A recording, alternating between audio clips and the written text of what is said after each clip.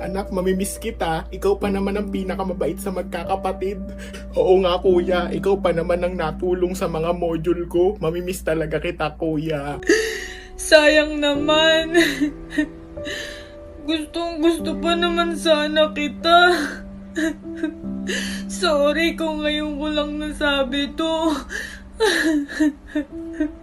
Na-crush kita. Naku, bakit ngayon niya lang inamin na gusto niya ako kung kailan patay na ako? God, ibalik niyo po nga ako sa lupa. Aaminin ko lang sa kanya na crush ko rin siya. Okay, sige. Yee, sana all. Sige, babalik na kita sa lupa. Yes, magiging kami na ng crush ko. Hoy, crush! Oh!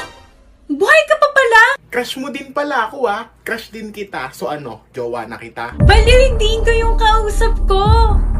Naka-earphone kasi ako ito. Ano? At saka hindi ko yung gusto ko. Yak, kadiri